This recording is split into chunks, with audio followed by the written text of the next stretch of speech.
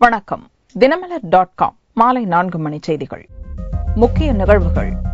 டெல்லி கவர்னரை சந்தித்து ஆம் ஆத்மி ஒருங்கிணைப்பாளர் வீடியோ ஆதாரத்துடன் புகார்.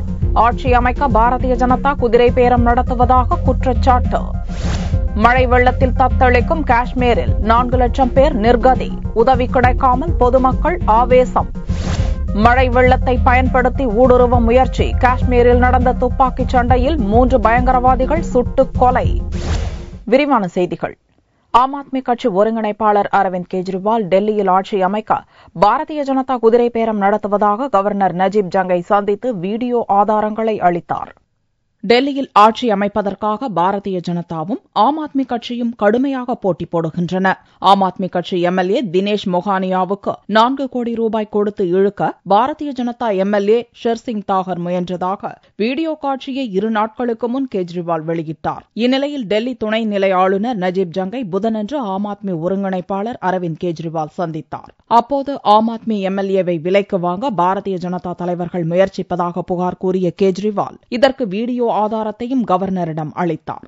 டெல்லியில் ஆட்சி அமைக்க பாரதிய ஜனதாவை அழைக்கலாம் என்று ஜனாதிபதி பிரணாப் முகர்ஜிக்கு கடந்த 4ஆம் தேதி அனுப்பிய பரிந்துரையை திரும்பப் பெற வேண்டும் எனவும் சட்டசபையை கலைத்துவிட்டு மறுதேர்தலுக்கு உத்தரவிட வேண்டும் எனவும் கவர்னரை கெஜ்ரிவால் வலியுறுத்தினார். ஜனாதிபதி பிரணாப் முகர்ஜியையும் நேரில் சந்தித்து வீடியோ ஆதாரத்துடன் புகார் அளிக்க உள்ளதாகவும் ஆம் ஆத்மி கட்சி மூத்த தலைவர் மनीष सिसोदिया தெரிவித்தார்.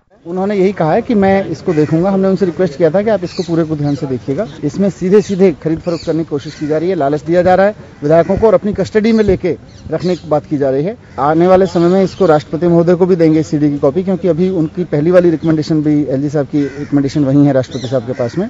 लेकिन हम उम्मीद करेंगे कि एलजी साहब अपनी रिकमेंडेशन बदलेंगे और राष्ट्रपति महोदय को नई चिट्ठी लिख के बताएंगे कि किस तरह से हॉर्स ट्रेडिंग हो रही है, हॉर्स ट्रेडिंग की कोशिशें हो रही है यहाँ पे दिल्ली में सरकार बनाने के लिए.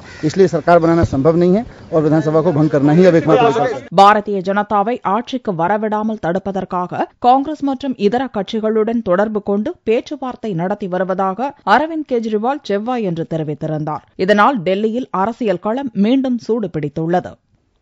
மழை வெள்ளத்தால் பாதிக்கப்பட்டுள்ள காஷ்மீரில் வெள்ளத்தில் 4 லட்சம் பேர் தத்தளித்து வரும் நிலையில் உதவி கிடைக்காமல் ஆவேசமடைந்துள்ளனர். காஷ்மீர் மாநிலம் 60 ஆண்டு வரலாற்றில் இல்லாத அளவுக்கு கடந்த 2 வாரங்களாக பெய்த கடுமையான மழையால் வெள்ளத்தில் சிக்கி தத்தளிக்கிறது. மழை வெள்ளம் நிலச்சரிவுகளில் சிக்கி பலியானவர்களின் எண்ணிக்கை புதனன்று 230 உயர்ந்தது. முப்படை வீரர்கள், தேசிய பேரிடர் மீட்புப் படை வீரர்களின் தொடர் மீட்புப் பணிகளின் பலனாக இதுவரையில் 90,000 பேர் வெள்ளத்திலிருந்து மீட்கப்பட்டுள்ளனர். ஆனாலும் ஸ்ரீநகர் மற்றும் தெற்கு காஷ்மீர பகுதிகளில் 4 லட்சத்துக்கும் அதிகமானோர் தொடர்ந்து வெள்ளத்தில் சிக்கி தவித்து வருகின்றனர். இதனால் அதிக அளவிலான ராணுவ வீரர்கள் மீட்பு பணிகளில் ஈடுபடுத்தப்பட்டுள்ளனர். ஸ்ரீநகர் மண்டலத்தில் 20,000 வீரர்களும், ஜம்மு மண்டலத்தில் 10,000 வீரர்களும் மீட்பு பணியில் ஈடுபட்டுள்ளனர். 80க்கும் மேற்பட்ட விமானங்கள், ஹெலிகாப்டர்களும் மீட்பு பணியில் ஈடுபடுத்தப்பட்டுள்ளன. ஆனாலும் வெள்ளத்தால் துண்டிக்கப்பட்டுள்ள பகுதிகளில் உள்ள மக்கள் உதவி கிடைக்காமல் ஆவேசமடைந்துள்ளனர். ஸ்ரீநகரில் மீட்பு பணியில் ஈடுபட்டுள்ள வீரர்களை முற்றுகையிடுவது, தாக்குவது போன்ற சம்பவங்கள் செவ்வாய், புதன்கிழமைகளில் சில இடங்களில் நடந்துள்ளது.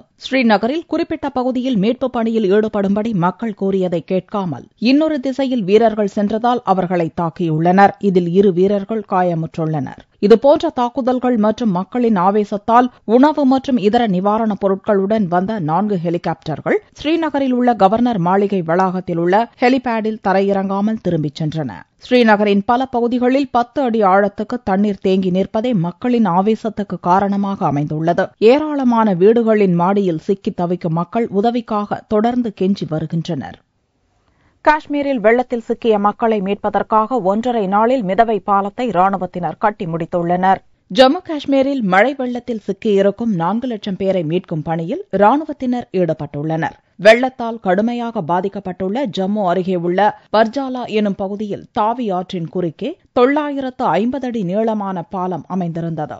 ஆற்றின் இருபுறத்தில் உள்ள பல்வேறு கிராமங்களை இணைக்கும் இந்த பாலத்தின் ஒரு பகுதி வெள்ளத்தில் அடித்துச் செல்லப்பட்டு விட்டதால் தத்தளிக்கும் மக்களை மீட்கும் பணிகள் பாதிக்கப்பட்டன. இதனால் விஞ்சி நிற்கும் பாதி பாலத்துடன் இணைக்கும் வகையில் தற்காலிக மிதவை பாலத்தை உருவாக்கும் பணியை ராணுவத்தினர் 1.5 நாளில் மின்னல் வேகத்தில் முடித்தனர். सेना यहाँ पे लगी हुई है, इससे हमारे लोगों को बहुत मदद मिल रही है. हमारे जो रिश्तेदार सभी जो हमारे पड़ोसी गांव के इधर ही रहते हैं हमारे रिश्तेदार, तो इससे हमारी सेना जो काम में लगी हुई है, इससे हमें बहुत मदद मिलेगी। जो पुल बाढ़ के कारण बहा है, जो ज़्यादा से ज़्यादा बाढ़ आने के कारण हमारे गाँव में नुकसान भी ज़्यादा हुआ और इसके कारण ये पुल टूटा हुआ है। அதிவேகமாக பாலம் அமைக்கும் பணிகள் முடிக்கப்பட்டதும் உடனேயே மீட்புப் பணிகளை துவக்கி ராணுவம் ஆற்றுக்கு அப்பால் வெள்ளத்தில் சிக்கியிருந்த நூற்றுக்கணக்கானோரை மீட்டுள்ளது.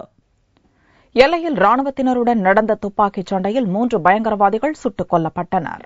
ஜம்மு காஷ்மீரில் உள்ள குப்வாரா மாவட்டத்தில் இந்திய பாகிஸ்தான் எல்லைக்கோட்டில் அமைந்துள்ள கெரான் பகுதியில் பயங்கரவாதிகள் பதுங்கியிருப்பதாக போலீசாருக்கும் ராணுவத்தினருக்கும் ரகசிய தகவல் கிடைத்தது. அதன் அடிப்படையில் ராணுவத்தினர் சம்பவ இடத்தை புதனன்று அதிகாலையில் சுற்றி வளைத்தபோது பயங்கரவாதிகள் துப்பாக்கியால் சுடத் துவங்கினர். பதிலுக்கு ராணுவத்தினரும் சுட்டனர். இருதரப்புக்கும் நீண்ட நேரம் நடந்த சண்டையில் 3 பயங்கரவாதிகள் கொல்லப்பட்டனர். எஞ்சிய பயங்கரவாதிகளை தேடும் பணியில் ராணுவத்தினர் ஈடுபட்டுள்ளனர். இத்தகவல்களை ராணுவ செய்தி தொடர்பாளர் உறுதிப்படுத்தினார். கொல்லப்பட்ட பயங்கரவாதிகளிடமிருந்து எந்திர துப்பாக்கிகள் மற்றும் ஆயுதங்களை ராணுவத்தினர் கைப்பற்றினர். இந்த சம்பவத்தை தொடர்ந்து கெரானில் உள்ள எல்லையில் ராணுவத்தினர் அதிக அளவில் வரவழைக்கப்பட்டு கண்காணிப்பு பணி தீவிரப்படுத்தப்பட்டுள்ளது. ஜம்மு காஷ்மீர் மாநிலம் பலத்த மழை வெள்ளத்தால் கடுமையாக பாதிக்கப்பட்டுள்ள நிலையில் இந்த சந்தர்ப்பத்தை பயன்படுத்தி பாகிஸ்தானிய பயங்கரவாதிகள் இந்தியாவுக்குள் ஊடுருவ தொடர்ந்து முயன்று வருகின்றனர். படகு என்ஜின் பழுதாகி நடுக்கடலில் தத்தளித்த ராமேஸ்வரம் மீனவர்கள் 6 பேரை இலங்கை கடற்படை பிடித்துச் சென்று சிறையில் அடைத்தது. ராமேஸ்வரத்திலிருந்து 600க்கும் மேற்பட்ட படகுகளில் செவ்வாய்க்கிழமையன்று மீன்பிடி அனுமதி சீட்டு பெற்று மீனவர்கள் மீன்பிடிக்கச் சென்றனர். கச்சத்தீவு அருகே மீன்பிடித்துக் கொண்டிருந்த போது அங்கு வந்த இலங்கை கடற்படையினர் மீனவர்களை விரட்டியுள்ளனர். இதனால் அச்சமடைந்த மீனவர்கள் அவசரமாக கரை திரும்பினர். அப்போது படகு ஒன்றின் என்ஜின் பழுதாகி நடுக்கடலில் தத்தளித்தது. அதிலிருந்த டோனா, பிரான்சிஸ், கிளாடிஸ் மற்றும் 13 வயது சிறுவன் ஜான்சன் உட்பட 6 மீனவர்களை இலங்கை கடற்படையினர் கைது செய்து மன்னார் கடற்படை முகாம் நீதிமன்றத்தில் ஆஜர்படுத்தினர். வழக்கை விசாரித்த மன்னார் நீதிமன்றம் மீனவர்கள் 6 பேரையும் வரும் 24ஆம் தேதி வரை சிறையில் அடைக்க உத்தரவிட்டது. இதைத் தொடர்ந்து மீனவர்கள் அனைவரும் அனுராதாபுரம் சிறையில் அடைக்கப்பட்டனர். அந்த சின்ன பையன் தான் போனான் கடலுக்கு. நிலைமையை பார்த்துட்டு கடலுக்கு போனான். அந்த பையன் தீவுக்கு போனான். அந்த போட்டையும் அந்த பையனையும் மீட்டி கொடுத்துருங்க உடனடியாக. அந்த இவங்களை இப்போ கடலுக்கு பிடிச்சி வச்சிருக்கிறோம். எங்களுக்கு வேற வழி இல்லை. நாங்கள் தற்கொலை சாவர நிலைமைக்கு தான் இருக்கு. என்ன உடனே திருப்ப போட்டையும் இந்த பையனையும் விட்டுருங்க. அரசாங்கம் ஏற்பாடு பண்ணி செஞ்சு விட சொல்லிருங்க எங்களை. கடந்த ஒரு வாரத்தில் தமிழக மீனவர்கள் 21 பேர் மற்றும் 2 படகுகளை சிறைப்பிடித்துள்ளனர். மீண்டும் இலங்கை கடற்படை நடத்தும் சிறைப்பிடிப்பு சம்பவம் தமிழக மீனவர்களிடையே அதிர்ச்சியை ஏற்படுத்தியுள்ளது. ஆசிரியர் நியமனத்தில் வெயிட்டேஜ் முறையை ரத்து செய்ய வேண்டும் என்ற கோரிக்கை வலுத்து வரும் நிலையில் கண்களை கட்டி ஆர்ப்பாட்டத்தில் ஈடுபட்ட பட்டதாரி ஆசிரியர்கள் கைது செய்யப்பட்டனர்.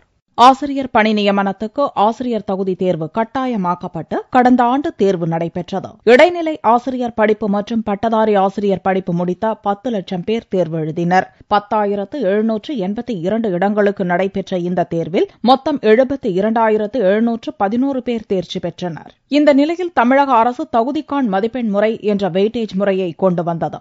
இதன் காரணமாக 10 ஆண்டுகளுக்கு முன்பு ஆசிரியர் பயிற்சி முடித்தவர்கள் பாதிக்கப்படுவதாக புகார் எழுந்தது. இதை ரத்து செய்ய கோரி பட்டதாரி ஆசிரியர்கள் போராட்டங்கள் நடத்தி வருகின்றனர். இந்நிலையில் ஆசிரியர் பணி நியமனத்திற்கு உயர்நீதிமன்றம் தடை விதித்தும் ஆசிரியர்கள் நியமன பட்டியல் தயாரிக்கப்பட்டிருப்பதாக வெளியான தகவல்களை அடுத்து சென்னை டிபிஐ வளாகத்தில் திரண்ட போராட்டக்காரர்கள் கண்களை கட்டிக்கொண்டு ஆர்ப்பாட்டம் நடத்தினர். இடைக்கால தடை மதுரை கோர்ட்ல வாங்கியிருக்கிறோம். அதை பாத்தீங்கன்னாக்கா வெள்ளிக்கிழமைக்குள்ள நாங்க வெக்கேட் பண்ணிடுவோம். சனி ஞாயிற்றுக்கிழமை உங்களுக்கு அப்பாயின்மெண்ட் கொடுத்துட்டு திங்கக்கிழமை எல்லாரும் வெரிஃபிகேஷன் முடிச்சவங்களும் கவுன்சிலிங் முடிச்சவங்களும் பெற்றுக்கொள்ளலாம் அப்படின்னு சொல்லியிருக்காங்க. அப்ப நாங்க எங்களுடைய 20 நாட்களுக்கு மேற்பட்ட போராட்டங்கள் என்ன அப்படின்னு சொல்லிட்டு இதுவரையிலும் கருத்து கணிப்பு எதுவும் சொல்லாத, அது மட்டும் இல்லாம எங்களை கூப்பிட்டு அரசாங்கம் எந்த விதத்திலையும் கூப்பிட்டு அழைச்சி பேசாத அளவுக்கு இவங்களே ஒரு ஜட்ஜ்மெண்ட் கொடுக்குறாங்க. வெள்ளிக்கிழமைக்குள்ள இந்த ஸ்டேவை உடைச்சிட்டு உங்களுக்கு அப்பாயின்மெண்ட் கொடுத்துரும், அந்த 12,000 ஆசிரியர்களும் யாரும் நீங்க கவலைப்படாதீங்க அப்படின்னு சொல்லிட்டு இவங்களே ஒரு ஜட்ஜ்மெண்ட் கொடுக்கறாங்க. அதனால இவங்களே ஜட்ஜ்மெண்ட் கொடுத்ததுக்காக எங்களுடைய கண்களை கட்டிக்கொண்டு டிபிஐ வளாகத்தில் நாங்கள் இன்னைக்கு நீதி இருட்டறையில் இருக்கு அப்படின்னு சொல்லிட்டு இங்க மிகப்பெரிய ஒரு ஆர்ப்பாட்டத்தை நடத்திட்டு இருக்கிறோம். ஆர்ப்பாட்டத்தில் ஈடுபட்ட போராட்டக்காரர்கள் கைது செய்யப்பட்டு அங்கிருந்து அப்புறப்படுத்தப்பட்டனர். தமிழக முதல்வர் ஜெயலலிதா தொடர்ந்த அவதூறு வழக்கில் பாரதிய ஜனதா தலைவர் சுப்பிரமணிய சாமியை அக்டோபர் 30ஆம் தேதி நேரில் ஆஜராக சென்னை நீதிமன்றம் நோட்டீஸ் அனுப்பியுள்ளது. தமிழக மீனவர் விவகாரத்தில் நடவடிக்கை எடுக்காமல் பிரதமருக்கு கடிதம் மட்டுமே எழுதி வருவதாக பாரதிய ஜனதா கட்சியைச் சேர்ந்த சுப்பிரமணிய சாமி அளித்திருந்த பேட்டி முதல்வர் ஜெயலலிதாவின் நற்பெயருக்கு களங்கம் விளைவிப்பதாக கூறி அரசு வழக்கறிஞர் எல் ஜெகன் சென்னை முதன்மை அமர்வு நீதிமன்றத்தில் வழக்கு தொடர்ந்தார். சுப்பிரமணிய சாமி மற்றும் அவரது பேட்டிகளை வெளியிட்ட தினமலர் மற்றும் டைம்ஸ் ஆஃப் இந்தியா நாளிதழ்கள் மீதும் இந்த வழக்கு தொடரப்பட்டுள்ளது. இந்த வழக்கு புதனன்று சென்னை முதன்மை அமர்வு நீதிமன்ற நீதிபதி ஆதிநாதன் முன் விசாரணைக்கு வந்தது. வழக்கை விசாரித்த நீதிபதி சுப்பிரமணிய சுவாமியை வரும் அக்டோபர் 30 நீதிமன்றத்தில் நேரில் ஆஜராக சம்மன் அனுப்ப உத்தரவிட்டார். எம்எல் சட்ட மேற்படிப்பு மாணவர் சேர்க்கைக்கான கலந்தாய்வு சென்னை அம்பேத்கர் சட்டக் கல்லூரியில் நடந்தது. தமிழகத்தில் அரசு சட்டக்கல்வி இயக்ககத்தின் கீழ் 7 சட்டக் கல்லூரிகள் உள்ளன. இவற்றில் சென்னை, மதுரை, திருச்சி உள்ளிட்ட 5 கல்லூரிகளில் எம்எல் சட்ட மேற்படிப்பு கற்பிக்கப்படுகிறது. சென்னையில் 80 இடங்கள், மற்ற கல்லூரியில் 80 இடங்களை நிரப்புவதற்கான ஒற்றை சாளர கலந்தாய்வு சென்னையில் உள்ள அம்பேத்கர் சட்டக் கல்லூரியில் புதனன்று துவங்கியது. முதல் 10 இடங்களை பிடித்த மாணவ மாணவிகளுக்கு நீதிபதி ராஜேஸ்வரன் ஒதுக்கீட்டு ஆணையை வழங்கினார். 160 இடங்களை நிரப்புவதற்கு கலந்தாய்வில் கலந்து கொள்ள 190 மாணவ மாணவிகள் அழைப்பு கடிதங்கள் அனுப்பப்பட்டிருந்தது. இன்று 2வது வருடமாக டாக்டர் அம்பேத்கர் சட்டக்கல்லூரியில் வைத்து இந்த ஒற்றை சாளர முறை சேர்க்கை நடைபெற்றுக் கொண்டிருக்கின்றது. தமிழ்நாட்டிலே 160 சீட் சட்ட மேற்படிப்பிற்கு இருக்கின்றது. அதில் சென்னை டாக்டர் அம்பேத்கர் சட்டக்கல்லூரிக்கு 60 சீட்டுகளும், மீதி உள்ள 4 கல்லூரிகள், 7 கல்லூரிகளிலே 4 கல்லூரிகளுக்கு சட்ட மேற்படிப்பு இருக்கின்ற காரணத்தால் அதில் 80 சீட்டுகளுமாக ஒட்டுமொத்தமாக 160 சீட்டுகள் ஒதுக்கப்பட்டுள்ளது. இது அரசினுடைய இடஒதுக்கீடு முறையில் மிக அழகாக இடஒதுக்கீடு செய்யப்பட்டு வருகிறது. மாணவர்களின் மதிப்பெண் மற்றும் இடஒதுக்கீட்டை பின்பற்றி இந்த இடங்கள் ஒதுக்கீடு செய்யப்பட்டன. கோவை மாநகராட்சி மேயர் தேர்தலில் போட்டியிடும் சுயேட்சை வேட்பாளர் சத்ரபதி என்பவர் தலைகீழாக நடந்து சென்று பொதுமக்களிடம் வாக்கு சேகரித்தார். தமிழக உள்ளாட்சிகளில் காலியாக உள்ள இடங்களை நிரப்புவதற்காக வரும் 18ஆம் தேதி தேர்தல் நடைபெறவுள்ளது. கோவை மாநகராட்சி மேயர் பதவிக்கு போட்டியிடும் சுயேட்சை வேட்பாளர் சத்ரபதி நூதன முறையில் பிரச்சாரத்தை மேற்கொண்டுள்ளார். மருதமலை முருகன் கோவிலில் பிரச்சாரத்தை துவக்கிய சத்ரபதி பொதுமக்களின் கவனத்தை ஈர்க்கும் வகையில் மருதமலை படிக்கட்டில் தலைகீழாக இறங்கி வந்து வாக்கு சேகரித்தார். கையில தலைகீழா படிகளில் இறங்கி ஏறி மக்கள்கிட்ட நான் ஓட்டு கேட்கலாம், என்னை வேறுபடுத்தி காட்டவும், அதில் மக்கள் என் பக்கம் திசை திருப்பவும் நான் இந்த முறையை கையாளுறேன். யோகா குறித்த விழிப்புணர்வை பொதுமக்களிடம் ஏற்படுத்துவதற்காக இதுபோன்று தலைகீழாக நடந்து வந்து பிரச்சாரம் செய்வதாகவும் சத்ரபதி கூறினார். தங்கத்தின் விலை புதன்கிழமை அன்று சவரனுக்கு 72 ரூபாய் அதிகரித்திருந்தது. ஒரு சவரன் தங்கம் 20,728 ரூபாய்க்கு விற்பனையானது. 1 கிராம் ஆபரண தங்கம் 2,591 ரூபாயாக இருந்தது. வெள்ளி கிராமுக்கு 20 காசுகள் உயர்ந்து 44 ரூபாய் 70 காசுகளுக்கு விற்பனையானது. பார் வெள்ளியின் விலை 41,820 ரூபாயாக இருந்தது. குமரி மாவட்ட கோயில்களில் 50 ஆண்டுகளாக பவனி வந்த கோபாலன் யானை உடல் நலக்குறைவால் உயிரிழந்தது. அதற்கு பக்தர்கள் மாலை அணிவித்து மலர் தூவி அஞ்சலி செலுத்தினர். கன்னியாகுமரி மாவட்ட தேவம்போர்ட் கட்டுப்பாட்டில் 300க்கும் மேற்பட்ட திருக்கோயில்கள் உள்ளன. இதில் சுசீந்திரம், கன்னியாகுமரி, பத்மநாபபுரம் கோயில் திருவிழாக்களிலும் பத்மநாபபுரத்திலிருந்து திருவனந்தபுரம் செல்லும் நவராத்திரி பவனியிலும் கோபாலன் யானை முக்கிய இடம் வகித்து வந்தது.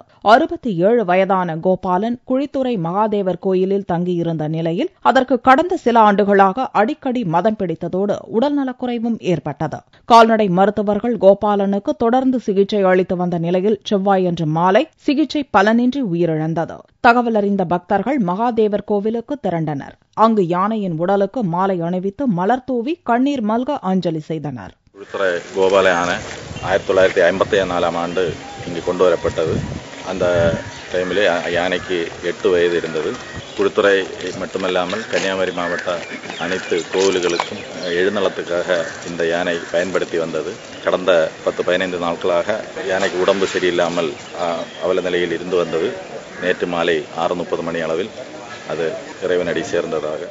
பக்தர்களின் அஞ்சலியை தொடர்ந்து மருத்துவ பரிசோதனை செய்யப்பட்டு யானையின் உடல் அடக்கம் செய்யப்பட்டது. குமரி மாவட்டம் தமிழகத்துடன் இணைந்தபோது கேரள மாநிலம் ராந்தியிலிருந்து 3 யானைகள் குமரி மாவட்ட கோயில்களுக்கு கொண்டு வரப்பட்டன. அதில் கோபாலன் யானை மட்டுமே நீண்ட காலம் உயிர் வாழ்ந்துள்ளது. கோபாலன் மறைவால் குமரி மாவட்ட கோயில்களுக்கு யானை இல்லாத நிலை ஏற்பட்டுள்ளது.